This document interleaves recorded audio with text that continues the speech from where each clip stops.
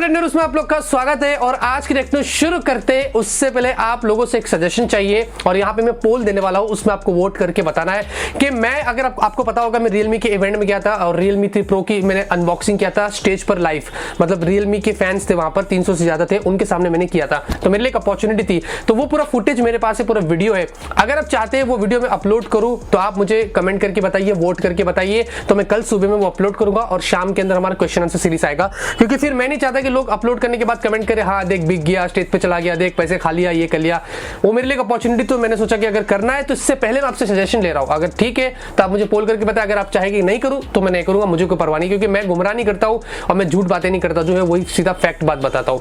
इतना ही दोस्तों, इस वीडियो में बहुत ही गर्म टेक्नोस लेके आ गया हूं। वीडियो पसंद आएगी तो लाइक करना और फटाफट से आज की टेक्नो शुरू करते हैं। तो पहले खबर की बात करते हैं, शुरुआत करते हैं यहाँ पे नोकिया से। और दोस्तों नोकिया का 3.2 और नोकिया का 4.2 ये जो दोनों स्मार्टफोन है अभी MWC के अंदर जो वो नोकिया ने यानी कि HMD ने जो वो लॉन्च किया था, और दोनों ठीक फोन थे, इतने कोई खास नहीं थे। स्नैपड्रैगन 439, स्नैपड्रैगन 429 और जो प्राइस थी वो कुछ 9,000, 10,000, 11,000 रुपए के आसपास आपको मिलती है। अभी इंडिया के अंदर इनकी ऑफिशियल वेबसाइट जो नोकिया की वहां पर लिस्ट होकर आ चुके हैं, इसका मतलब बहुत ही जल्दी आपको ये दोनों फोन इंडिया में भी देखने को मिलने वाले हैं। और मुझे लगता है कि भाई आके इस प्राइस में कोई मतलब नहीं, क्योंकि उस प्राइस में Realme 3, Redmi Note 7, Redmi Y3 बहुत सारे फोन मार्केट में पड़े हुए कि हम वो फोन लेके ये फोन ले, मतलब तो कुछ है नहीं लेके। वैसे आपको क्या लगता है इन दोनों फोन के लिए आप इंटरेस्टेड है नहीं है, आप मुझे कमेंट करके बता सकते हैं। तो दोस्तों इंडिया के अंदर वैसे काफी कमाल की खबर निकल कर आई है और यहाँ पे एक सर्वे के द्वारा हमें ये पता चल रहा है कि इंडिया का जो फ्यूचर है ना टेक्नोलॉजी का, स्मार्टफोन्स का, इंटरनेट का, वो बहुत ही ज्यादा ब्राइट है अगर ग्लोबली उससे कंपेयर करते हैं। अभी यहाँ पे Q1 2019 की रिपोर्ट निकल कर आई है कि जनवरी और मार्च के बीच के अंदर इंडिया में जो स्मार्टफोन शिपमेंट है ना उसमें ग्रोथ देखी गई है। अगर उसको 2018 के Q1 से कंपेयर करते हैं, मतलब 4% की ग्रोथ हुई और 31 मिलियन स्मार्टफोन्स शिफ्ट हुए Q1 के अंदर 2019 के। यहाँ पे मैं बात कर रहा हूं, तो हमारे लिए बहुत ही बड़ी बात है। लेकिन उससे अच्छी बात दोस्तों ये है कि यहाँ पे इंडिया के अंदर ऐसा बताया जा रहा है कि 2023 तक जो इंटरनेट यूजर्स है ना उनमें 40% की ग्रोथ होने वाली है और जो स्मार्टफोन्स है ना वो ऑलमोस्ट डबल हो जाएगा। मतलब 2023 के अंदर तक तो मतलब एकदम कमाल होने वाला है। मैं आपसे यहाँ पे क्या बताऊं। उसके अलावा यहाँ पे बताया कि ऑन एवरेज हर इंडियन जो मोबाइल यूज करता है वो 8.3 GB डेटा को मंथली कंज्यूम करता है, ऑन एवरेज की बात कर रहा हूं, जबकि चाइना के अंदर 5.5 GB कंज्यूम किया जाता है। और 12.2 बिलियन एप्लीकेशंस हमने 2018 में डाउनलोड किए थे, जो पूरे वर्ल्ड में सबसे ज्यादा था। मतलब इंडिया का आप इंटरनेट यूजर देख लो, जो कंजम्पशन है वो देख लो, और ओवरऑल यहाँ पे 1.2 बिलियन मोबाइल सब्सक्रिप्शन है इंडिया के अंदर, जो बहुत ही बड़ी बात है, जिसमें 400 मिलियन तो फीचर फोन से। क्या कहूं, ये फिगर सुन के ऐसा लगता है कि यार हम कितना तरक्की कर रहे हैं टेक्नोलॉजी के अंदर, इंटरनेट के अंदर और स्मार्टफोन के अंदर। ये आपके सामने है। तो दोस्तों फाइनली वीवो ने इंडिया के अंदर अपने नए स्मार्टफोन को लॉन्च कर दिया है और वो है यहाँ पे वीवो का Y17। और दोस्तों ये जो फोन है काफी अच्छा है, स्पेक्स यहाँ पे वैसे काफी दमदार है, लेकिन जो प्राइस रखी गई है ना वो यहाँ पे थोड़ी ज्यादा हो गई है। अब वीवो का जो Y17 है इसमें आपको 6.35 इंच की एक HD+ की डिस्प्ले मिलती है, वाटरप्रूफ नॉच के साथ में आता है। आपको ट्रिपल कैमरा मिलता है 13, 8 और 2 मेगापिक्सल का। जो 8 वाला है वो सुपर वाइड एंगल वाला कैमरा है।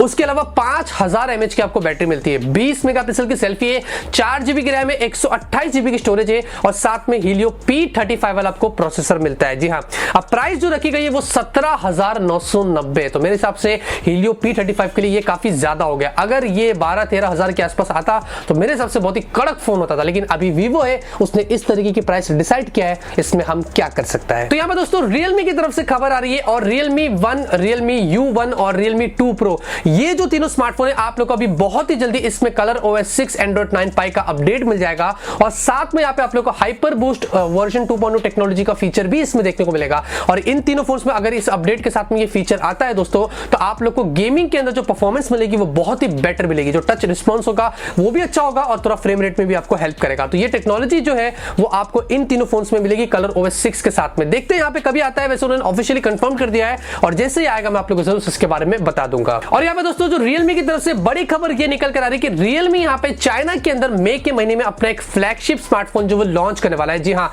और ये जो स्मार्टफोन है अभी 10 सर्टिफिकेशन पर भी लिस्ट होकर आ चुका है। वैसे 10 सर्टिफिकेशन पर 2 मॉडल नंबर्स निकल कर आए। जो पहला वाला है वो Realme 3 Pro वाला है जो इंडिया में है, तो ऑब्वियसली वहां पे Realme 3 Pro भी वो लोग लॉन्च करेंगे। जो दूसरा वाला है वो अभी तक हमने नहीं देखा है और ये Realme का फ्लैगशिप स्मार्टफोन होने वाला है। आप देखेंगे इस पिक्चर में आपको यहाँ पे डुअल कैमरा पीछे की तरफ दिखाई दे रहा है, जो बीच के अंदर है, वर्टिकली अलाइंड है और नीचे Realme की ब्रांडिंग है। और जो डिस्प्ले है उसमें कोई नॉच नहीं होने वाली है, तो ऑब्वियसली आपको एक पॉप आउट कैमरा जो वो देखने को को मिल सकता है। अब यहाँ पे मैं कुछ अंडर की खबर बताता हूँ कि ये आपको 10 तारीख से मई 10 से लेके मई 18 के बीच में जो वो देखने को मिलेगा और इसमें स्नैपड्रैगन 855 वाला प्रोसेसर होने वाला है, ऐसे यहाँ पे खबर निकल कर आ रही है। इमेजिन करिए रेडमी का फ्लैगशिप फोन आने वाला है और रियलमी अपना फ्लैगशिप फोन लेके आ रहा है, मतलब कितनी कॉपी होती है, मतलब हद हो गया यार। अच्छा छोड़ो, लेकिन अब यहाँ पे ऐसा बताया जा रहा है कि इसकी जो प्राइस होने वाली है वो 25 से 30 हजार रुपए के बीच में होने वाली है। मतलब अगर ऐसा होता है तो रेडमी का फ्लैगशिप रियलमी का फ्लैगशिप, क्या कॉम्पिटिशन होगा, मजा आएगा।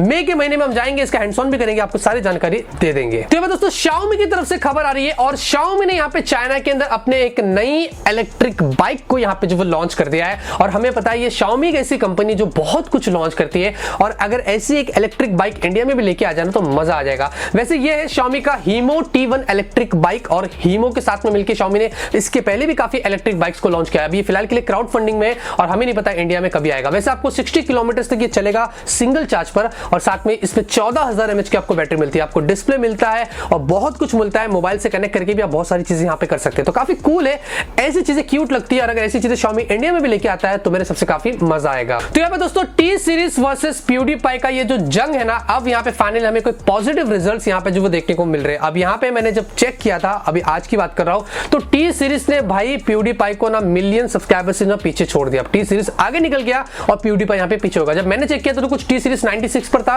और PewDiePie 94 पर था। इमेजिन करिए दोस्तों, हमने इनको इतना ज्यादा पब्लिसिटी दे दिया कि 6 और 8 महीने पहले की बात करूं तो इनके 50 मिलियन सब्सक्राइबर थे और 8 महीने के बाद आप देखेंगे इनके 100 मिलियन, मतलब 8 महीने में 50 मिलियन और सब्सक्राइबर इनके बढ़ गए। ये कैसे हुआ? क्योंकि हम जनता ने टी सीरीज और वहां पे फॉरेन में PewDiePie कर दिए और वो तो अपना काम कर रहे हैं, लेकिन उनको सपोर्ट हम करके उनको 100 मिलियन करवा दिए। लेकिन हाईएस्ट पॉसिबिलिटी मुझे ऐसा लगता है कि भाई टी सीरीज के सबसे पहले 100 मिलियन हो गए और ऐसे ही होना चाहिए। क्या आपको पता है कि YouTube यहाँ पे फरवरी 2005 के अंदर अपनी जो वो डेब्यू किया था और उसके एक साल बाद नवंबर 2006 के अंदर गूगल ने YouTube को $1.65 बिलियन के अंदर एक्वायर्ड किया था।